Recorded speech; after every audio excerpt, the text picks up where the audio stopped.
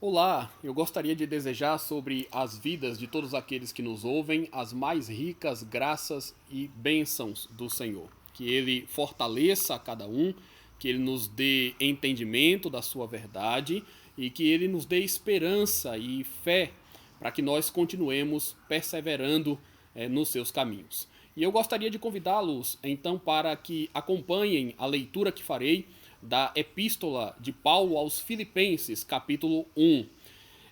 Capítulo 1 da Epístola de Paulo aos Filipenses, eu gostaria de fazer a leitura do verso 19 até o verso 26. Assim nos diz a palavra do Senhor.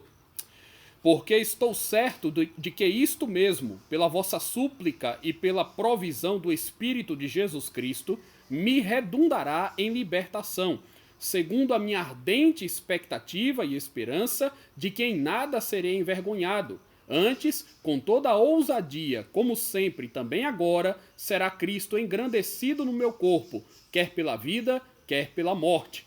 Porquanto, para mim, o viver é Cristo, e o morrer é lucro. Entretanto, se o viver na carne traz fruto para o meu trabalho, já não sei o que hei de escolher. Ora, de um e outro lado estou constrangido, tendo o desejo de partir e estar com Cristo, o que é incomparavelmente melhor. Mas por vossa causa é mais necessário permanecer na carne.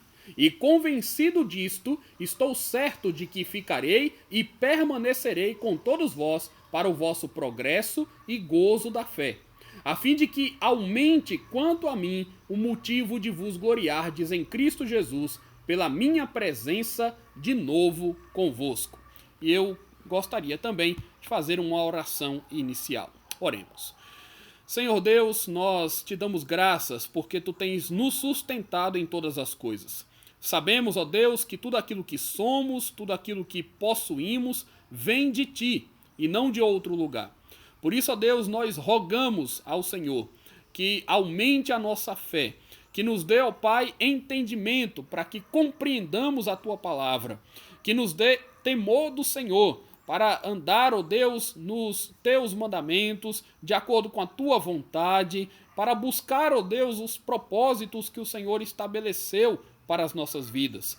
Que o Senhor esteja com cada um dos nossos ouvintes, que o Senhor esteja, ó Deus, falando a cada coração, a cada lar que se abrir para ouvir a tua palavra, que o teu Santo Espírito transformador, que a tua influência poderosa, ó Deus, faça com que os irmãos sejam edificados, façam com que aqueles, ó Deus, que não te conhecem sejam convertidos, sejam transformados para a honra e para a glória de Cristo Jesus, o nosso único Senhor e Salvador, em nome de quem nós também oramos. Amém.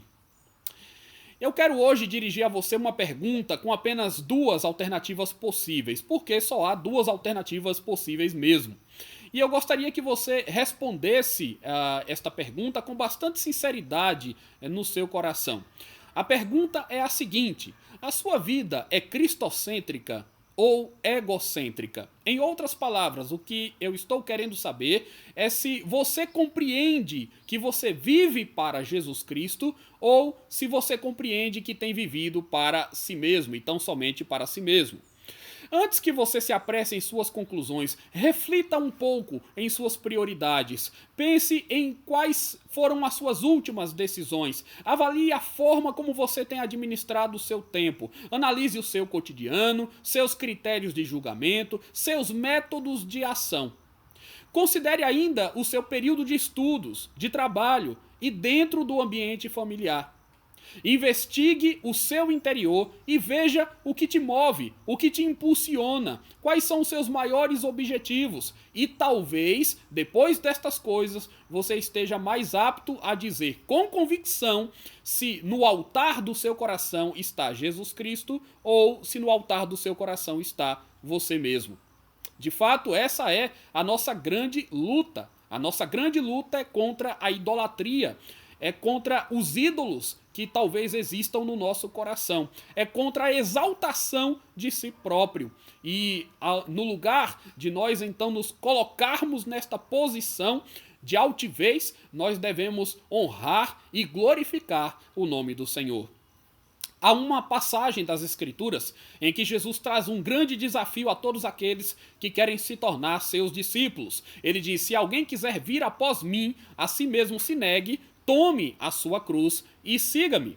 Naqueles dias, o indivíduo condenado tinha que conduzir a cruz, que seria o lugar da sua própria morte, como forma de humilhação que lhe era também imposta pelos seus carrascos. Nós sabemos disso muito bem porque estudamos e conhecemos a história da crucificação do Senhor Jesus.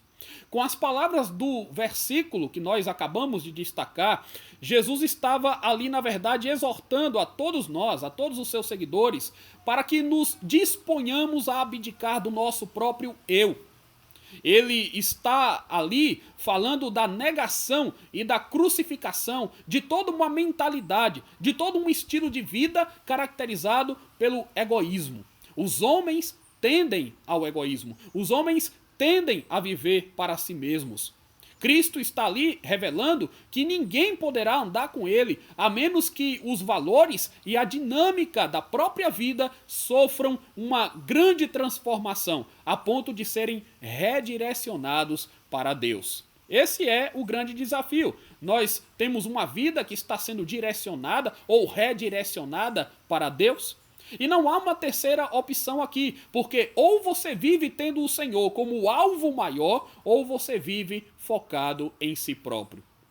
Tanto isso é verdade que, na sequência do texto em que Jesus lançou aquelas palavras aos seus ouvintes, ele também diz: porquanto quem quiser salvar a sua vida, perdê-la-á. E quem perder a vida por minha causa, achá-la-á. Este é o grande paradoxo do cristianismo. Você perde a sua vida para verdadeiramente achá-la. Em Cristo, o homem pode encontrar isto. Em Cristo, o homem pode encontrar vida, paz, alegria, força, amparo, estabilidade e esperança. Em Cristo, há solução, há salvação, há perdão, há restauração. Em Cristo nós temos tudo aquilo que nós precisamos. Ele nos satisfaz, ele nos é suficiente, ele nos basta. Mas em nós mesmos não podemos encontrar nada disso. Podemos talvez encontrar uma fagulha, um resquício minguado que imita superficialmente estas coisas. Podemos encontrar elementos secundários que nos ajudam a nos manter de pé, pelo menos até que venha a próxima crise existencial ou emocional e jogue tudo novamente pelo ralo. Porque é assim que funciona. Sem Cristo, os elementos da vida, mesmo os mais agradáveis elementos da vida, são como tomar uma aspirina que momentaneamente faz passar uma dor de cabeça para uma pessoa que na verdade está desfalecendo por conta de um tumor no cérebro. Ou seja, o que eu quero dizer é que o problema do sujeito é talvez amenizado e pode até ser esquecido por algum momento, mas não é resolvido no seu âmago. Com Cristo, os momentos mais tristes, entretanto, se tornam suportáveis, viram fonte de aprendizado, e os momentos mais alegres se tornam ainda mais felizes, cheios de frescor, repletos de significado. Por isso não é tão difícil percebermos se temos Cristo como algo central em nossa vida ou se a estamos conduzindo egoisticamente. Em nosso texto, nós vemos Paulo revelar que Jesus era a base principal de todos os seus interesses. E nós não estamos exagerando. Jesus Cristo era a base fundamental dos interesses de Paulo, não apenas do seu ministério, mas de tudo o que dizia respeito à sua própria existência nesse mundo. Em Paulo, nós podemos observar algumas marcas de uma vida cristocêntrica, que servia de exemplo, claro, para as igrejas que ele assistia, que serve de exemplo para as igrejas contemporâneas, para as igrejas do século XXI. É sobre isso que eu gostaria de falar também a vocês nesta noite, meus irmãos, sobre as evidências de uma vida que é dominada por Cristo e que anseia por servir a Deus mais do que qualquer outra coisa. Vamos então a elas. A primeira marca de uma vida verdadeiramente cristocêntrica é a confiança inabalável em Jesus. Ora, se estamos falando de uma vida que se centra em Cristo, então os nossos pontos aqui também farão alusão direta a Ele, à maneira como nós o vemos e à maneira como nós nos relacionamos com Ele. Portanto, a primeira marca de uma vida cristocêntrica é esta: a confiança inabalável em Jesus. Essa confiança é expressa já nos versos iniciais da nossa leitura, onde Paulo diz: porque estou certo de que isto mesmo, pela vossa súplica e pela provisão do Espírito de Jesus Cristo, me redundará em libertação, segundo a minha ardente expectativa e esperança de que em nada serei envergonhado. Estas, sem dúvidas, são palavras de um homem confiante, não é verdade? Mas de onde vinha essa confiança de Paulo? Certamente não era uma confiança vazia, não era uma confiança depositada em si mesmo, mas era a convicção de alguém que cria nos propósitos de Deus e que tinha plena consciência de que o Senhor lhe ajudaria a cumprir o papel que lhe cabia como servo. Na sociedade moderna, muito se prega sobre a importância de se ter autoconfiança, não é? Mas pouco se fala sobre a relevância de se confiar em Deus como aquele que sustém as pessoas. Na verdade, nós devemos confiar em Deus como aquele que sustém o próprio universo. Na verdade, a ideia de Deus é até muitas vezes vista em nosso tempo como uma espécie de sinônimo de fraqueza, não é? Apenas os fracos, pensam alguns, se apegam a Deus para minorar as suas frustrações. Quanta bobagem! Eles dizem, talvez, que um ser humano racional, evoluído, inteligente, não precisa de um Deus. Pois muito bem, o nosso texto nos apresenta um homem, a Bíblia nos apresenta vários, e a história testifica acerca de inúmeros homens valorosos e de fibra que assim eram, justamente porque não confiavam em si próprios, mas confiavam no Deus a quem eles se devotavam. Paulo era uma grande referência e é uma grande referência para nós nesse sentido. É bom que se diga que ao escrever esse texto, percebemos que o apóstolo não descarta completamente a possibilidade de ser morto.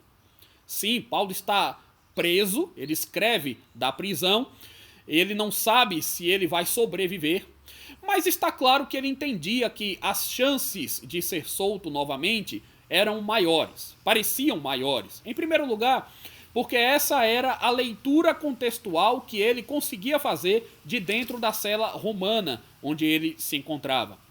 Em segundo lugar, por causa dessa confiança em Jesus Cristo que permanecia intacta apesar de suas tribulações. E há 3 fatores aqui que podem ser ressaltados como comprovação dessa dita confiança. O fator número 1 é que Paulo crê que as orações dos filipenses em favor da sua liberdade darão resultado. Ele menciona isso. As súplicas dos seus irmãos em Filipos não eram uma coisa de somenos importância para Paulo. E por isso ele faz uma referência a estas orações já no versículo 19. Não é a primeira e nem a única vez em que Paulo solicita a intercessão dos seus irmãos. Ele faz isso especialmente quando está enfrentando sérias dificuldades em seu ministério e sofrendo com a atitude também dos seus opositores. Tal como Paulo, ouçam bem, meus irmãos e ouvintes, tal como Paulo, nós não podemos nunca minimizar a importância da oração. Porque a oração é o meio de comunicação que nós temos com Deus. Oramos através de Jesus, na mediação por intermédio dele. De modo que ao orar na mediação de Jesus, nós sabemos que Deus nos ouve e por vezes Deus nos atende. Quando ele não nos atende da forma como nós gostaríamos, é porque ele tem algo melhor para nós. Mesmo assim, o ato da oração jamais deixa de ser fundamental. E Deus a usa para realizar grandiosos feitos em favor do seu povo.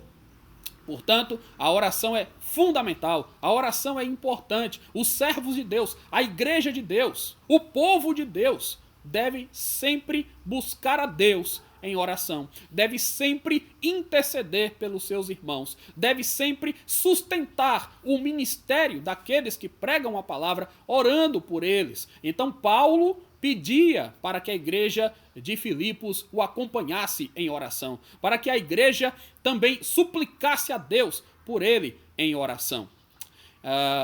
Então, do mesmo modo, como Paulo estava confiante em razão das orações dos filipenses em seu favor, devemos nós confiar que as nossas orações em favor uns dos outros, em favor da igreja, em favor de nós mesmos, não ocorrem em vão.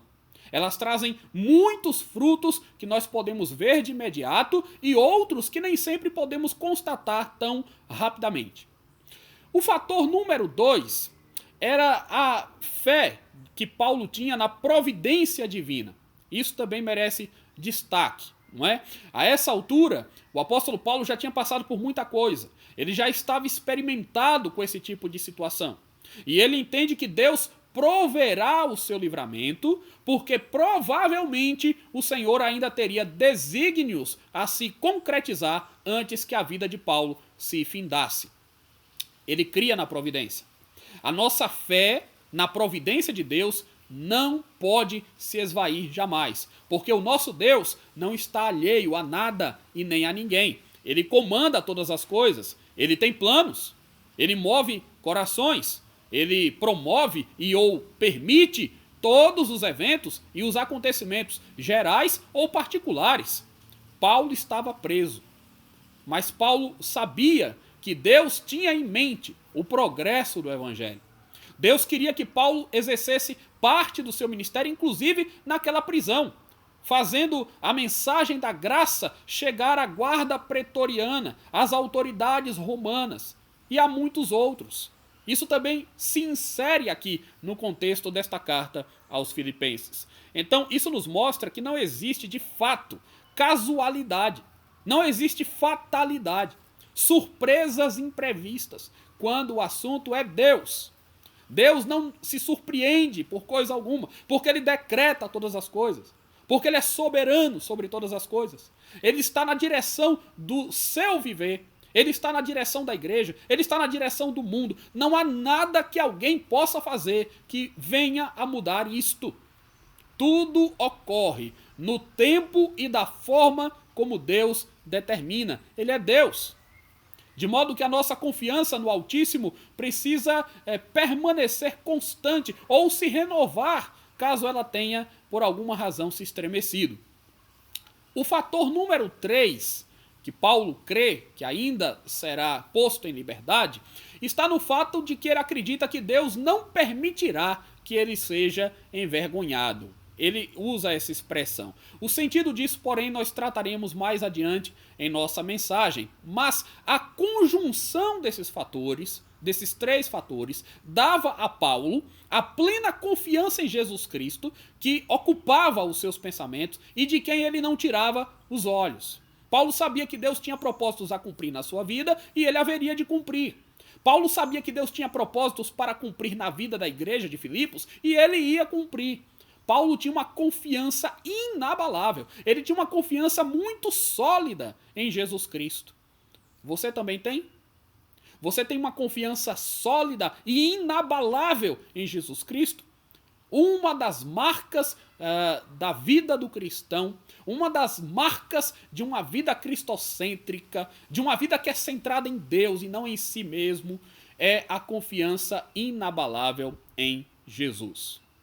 A segunda marca de uma vida cristocêntrica que nós podemos observar em Paulo é a dedicação incondicional que ele tinha à obra de Jesus. Uma dedicação com bravura, com coragem, uma dedicação com desprendimento. Paulo entregava-se à obra de Jesus e pensava no reino, na manifestação, na expressão, na disseminação do reino de Deus, do reino de Jesus Cristo. Nós vemos que o texto nos diz aqui, do verso 21 ao verso 25, observem, do verso 21 ao verso 25, Paulo escreve: porquanto para mim o viver é Cristo e o morrer é lucro. Entretanto, se o viver na carne traz fruto para o meu trabalho, já não sei o que hei de escolher. Ora, de um e outro lado estou constrangido, tendo o desejo de partir e estar com Cristo, o que é incomparavelmente melhor. Mas, por vossa causa, é mais necessário permanecer na carne. E convencido disto, estou certo de que ficarei e permanecerei com todos vós para o vosso progresso e gozo da fé. Meus irmãos, estas palavras de Paulo denotam um amor intenso pela obra de Jesus. Um amor intenso pelas pessoas e pela obra de Jesus. Um amor que aqui é revelado de uma forma incomum. Um amor que é revelado através de um aparente dilema. Quase que é possível enxergar os olhos de Paulo brilhando quando ele fala da recompensa que lhe está reservada nos céus, a qual ele muito deseja. Porque as palavras de Paulo saltam da Escritura, são palavras vivas, que mostram aquilo que está de fato ali no seu coração, o sentimento que ele tem com as coisas de Deus, com a obra de Deus, com a igreja de Deus. E não é para menos. Afinal, aqui nessa terra, nós, crentes, somos forasteiros, nós temos uma residência temporária. Mas na glória celestial, nós somos cidadãos de uma pátria permanente. Nessa vida, por causa das nossas imperfeições, por causa do pecado que nos cerca, nós vivemos um misto de alegria e sofrimento.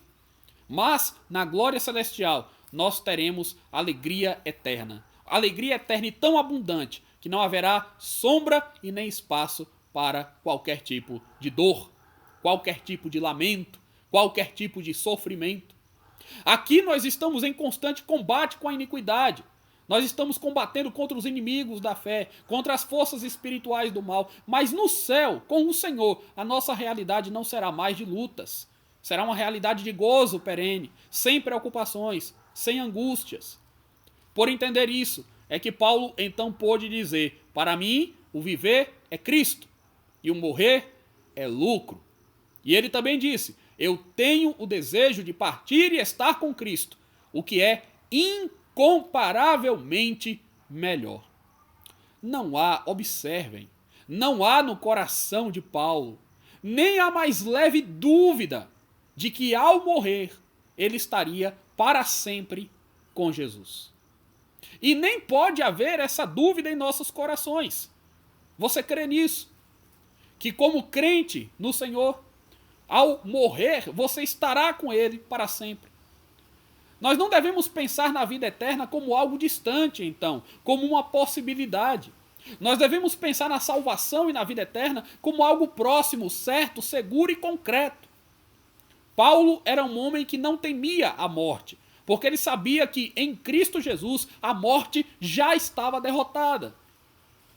Agora, se você honestamente somar todas essas informações com a dura realidade que Paulo teve que enfrentar desde o dia da sua conversão, quando ele deixa de ser um perseguidor da igreja e passa a ser um perseguido, você ficará pasmo não pelo fato de Paulo cogitar a morte como algo bom para ele, mas pelo fato dele cogitar a vida como algo também positivo, considerando os frutos que se poderiam colher do seu ministério tão abençoado, tão profícuo.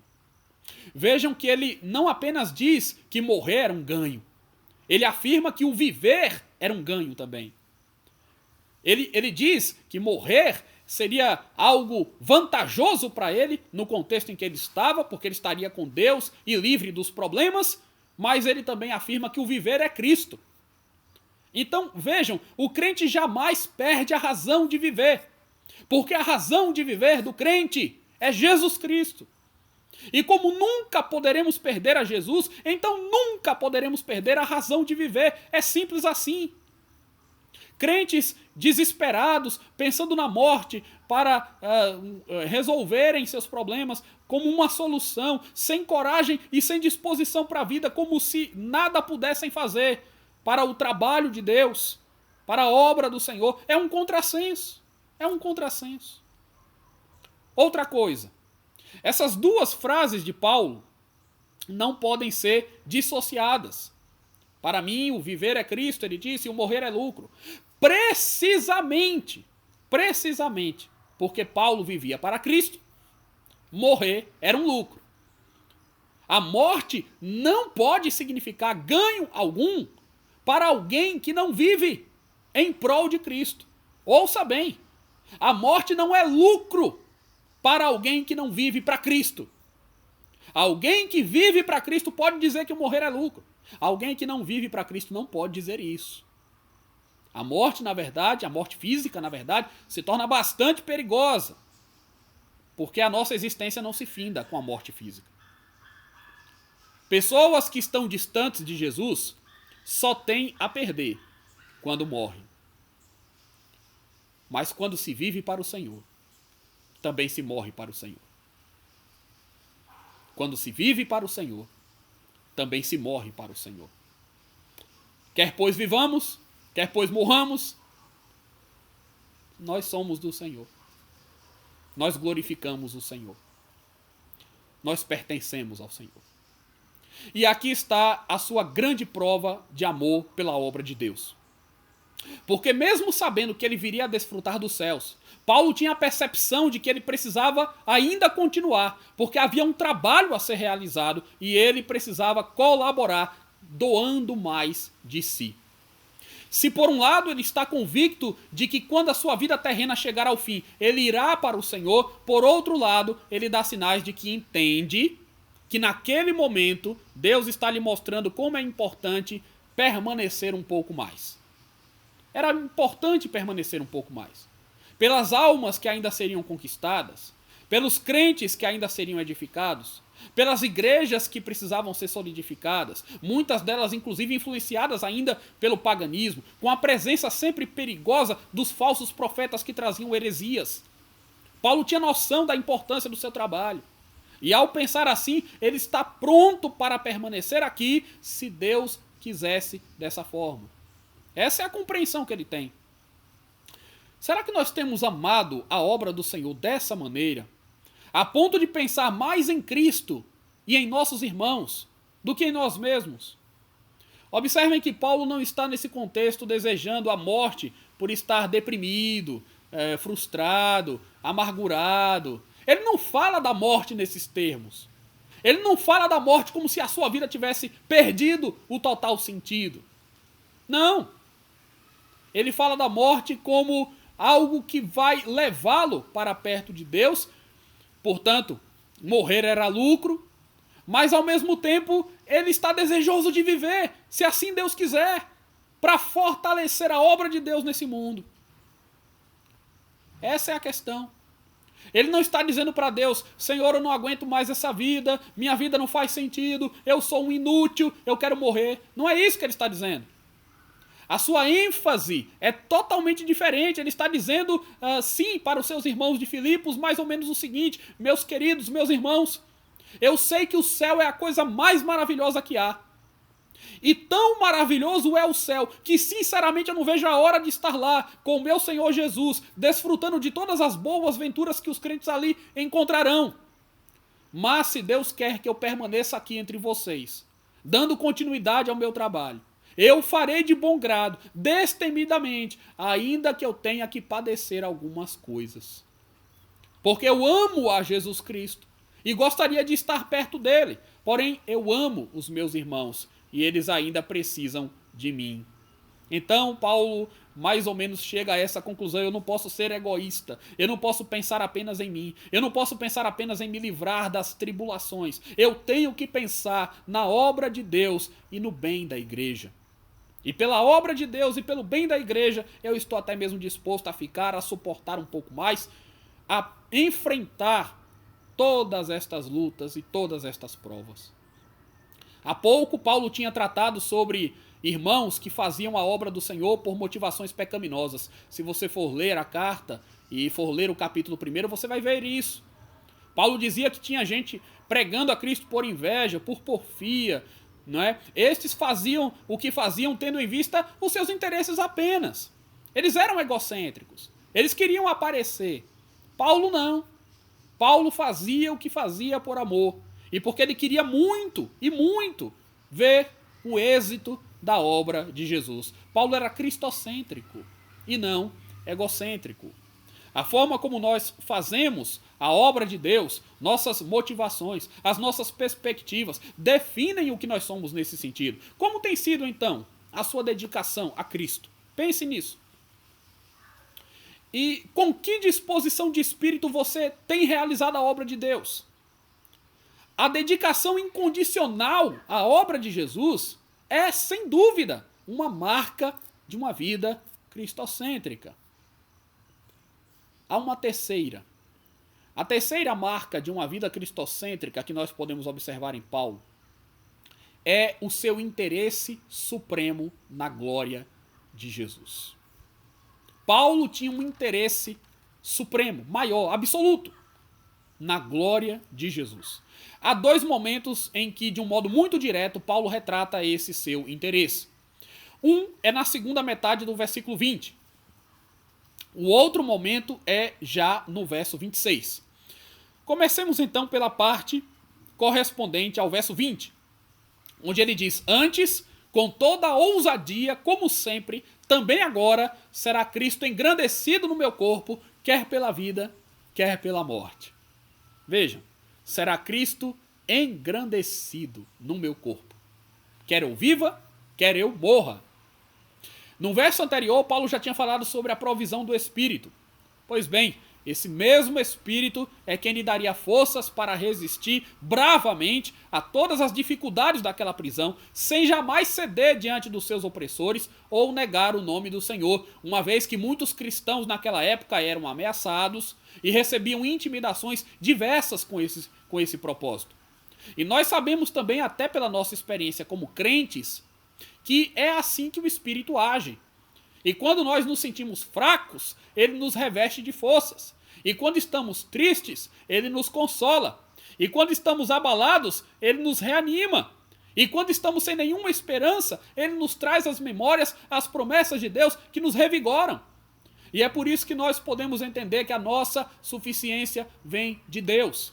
É na força do Senhor que nós podemos resistir no dia mal, nas angústias, nas tribulações, nas enfermidades. É por isso que nós encontramos sempre razão para engrandecê-lo em nosso corpo, em nossos atos, em nossas brincadeiras, em nossas amizades, em nossas atividades, programações, na criação dos nossos filhos, em tudo e até mesmo na morte. Nós encontramos condições, pela direção do Espírito de Deus, pela fé que existe em nosso coração, de darmos glória a Deus e de engrandecermos a Cristo em todas as coisas. Paulo queria permanecer firme para dar o seu testemunho, inclusive diante daqueles que julgariam a sua causa. A palavra que ele usa para envergonhado aqui é muito interessante, esse aspecto. Significa uma cabeça estirada. Envergonhado é uma cabeça estirada, porque no grego, o Novo Testamento foi escrito na língua grega. No grego nós temos a junção de dois termos, um que significa encabeçar e o outro que significa estirar. Então nós teríamos literalmente uma cabeça estirada. É daí que vem a ideia que nós tanto utilizamos, uma cabeça erguida, né? Andar com a cabeça erguida. Você já não ouviu as pessoas dizerem isso? Você talvez já não disse isso. Eu estou com a cabeça erguida, eu ando com a cabeça erguida. O que é que isso significa? Que você não está envergonhado, que você não está constrangido, que você tem honra, não é? Então é esse o sentido que Paulo escreve aqui. Ele está dizendo que Deus vai lhe dar condições de estar sempre de cabeça erguida para sustentar a sua fé diante dos seus oponentes, mesmo que isso viesse a lhe custar a própria vida. Andar com a cabeça erguida é o que o crente faz nesse mundo. Apesar de todos os ataques ou de todas as oposições, ele anda com a cabeça erguida crendo no Senhor. Mesmo com as discordâncias, mesmo com os questionamentos, mesmo quando as pessoas ridicularizam a sua fé, a sua confiança em Deus, ele permanece com a cabeça erguida. Ele sabe em quem ele crê. Ele sabe que Deus guardará o seu tesouro até o final. Ele sabe o que lhe aguarda depois dessa vida, de modo que ele pode dizer que o viver é Cristo e o morrer é lucro. Por isso, então, Paulo diz que a sua expectativa é que Cristo seja engrandecido no seu corpo, quer pela vida, quer pela morte. E como cristãos, nós devemos também andar de cabeça erguida, o que só é possível se nós estivermos sendo também fiéis a Deus. Assim, mesmo quando se levantarem acusadores querendo nos fazer cair em descrédito, ou pseudos intelectuais querendo diminuir a nossa fé, ou falsos mestres querendo introduzir heresias na igreja, nós tenhamos sempre o que responder com toda a firmeza, empunhando a Bíblia Sagrada e permanecendo diante deles com a cabeça erguida, certos do que nós cremos e de que nós fazemos tudo para glorificar a Deus, a razão maior da nossa existência. Engrandecer a Jesus Cristo é a razão maior da nossa existência. Se Paulo sobrevivesse, se ele fosse absolvido, se ele fosse posto em liberdade, ele daria continuidade ao seu ministério apostólico. Todavia, se ele fosse condenado à morte, morreria de forma digna de um cristão. Iria ao encontro de Jesus, de modo que se morresse ou se sobrevivesse, Cristo seria, de qualquer forma, glorificado. Essa é a preocupação central que ele tem. Essa era a maior preocupação de Paulo. Essa também deve ser a maior preocupação de todos nós. Esse objetivo deve ser alcançado de uma forma ou de outra na vida do crente. Paulo diz aos filipenses, mas também diz aos romanos que receberam o evangelho e para quem ele escreve uma outra epístola, logo no capítulo 1, Romanos capítulo 1, versículo 16, pois não me envergonho do evangelho, porque é o poder de Deus para a salvação de todo aquele que crê, primeiro do judeu e também do grego. Não me envergonho do evangelho, porque o evangelho é o poder de Deus para a salvação das pessoas. Infelizmente, em nossos dias, há uma insistência por parte de muitos em nossa sociedade de tornar as pessoas antirreligiosas. Muitas pessoas têm se tornado antirreligiosas, aversas à religião, principalmente em relação ao cristianismo. O cristianismo é o segmento religioso mais visado, mais atacado pelos neoateístas, por exemplo. Entretanto, observem que o cristianismo é a religião mais perseguida no mundo quando nós observamos o cenário que se estabelece em todos os países do planeta. Os cristãos, embora eles sejam maiorias em alguns lugares, são minorias em outros. E há uma dificuldade grande, mesmo naqueles lugares em que os cristãos formam uma maioria. Porque a guerra, a batalha, não é apenas corpórea, é ideológica. Os nossos valores, os nossos princípios são constantemente atacados. A base familiar cristã é constantemente atacada. Mas o que é para os outros loucura, para nós é o poder de Deus. Portanto, não nos envergonhamos do evangelho. Não nos envergonhamos daquilo que nós pregamos, daquilo que nós defendemos e sustentamos, porque estamos certos de que esta é a vontade de Deus revelada nas Escrituras. E isso faz bem a nós, como faz bem à nossa família, como faz bem à sociedade. Nós oramos pelas pessoas e pedimos para que Deus cumpra os seus propósitos na vida delas e cumpra os seus propósitos no mundo. Então o Evangelho não pode trazer vergonha para os crentes. O Evangelho traz vergonha para os incrédulos. Esses é que serão envergonhados por terem rejeitado a mensagem celestial, por não terem dado ouvidos à pregação de Jesus Cristo. Na sequência, mais precisamente no final dessa sessão, Paulo diz no verso 25 que gostaria de estar de novo com os seus irmãos de Filipos para ajudar a promover o progresso e o gozo deles na fé. E por fim, no verso 26, ele revela o seu desejo maior, a ideia de finalidade, vejam, a fim de que aumente, quanto a mim, o motivo de vos gloriardes em Cristo Jesus, pela minha presença de novo convosco.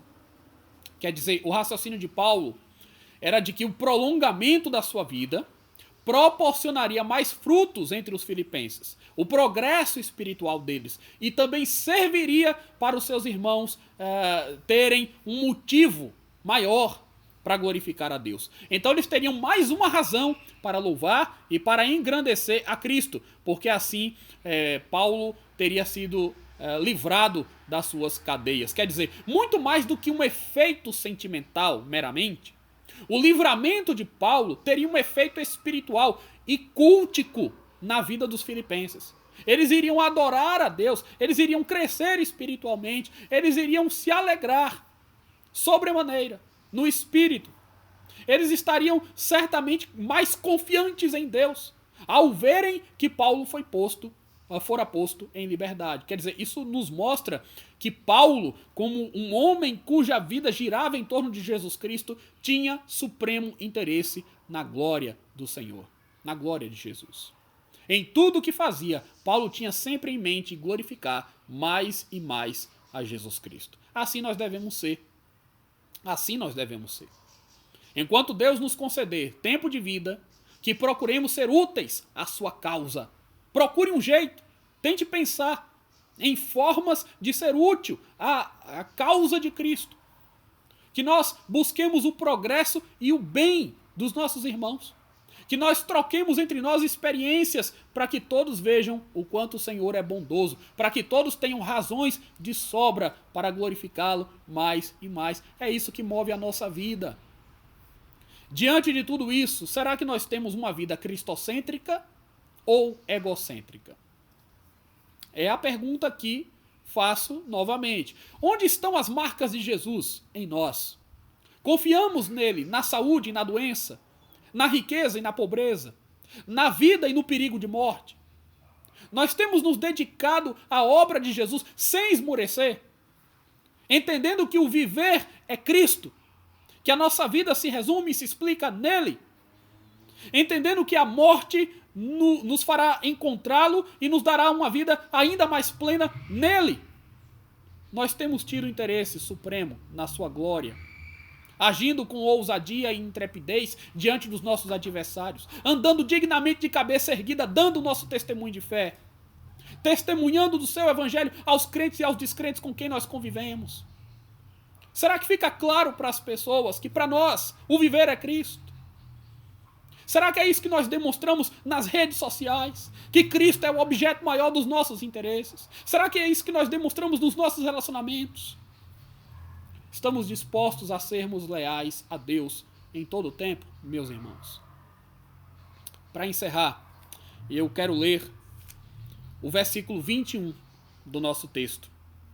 O versículo 21 do nosso texto é muito marcante nas palavras de Paulo.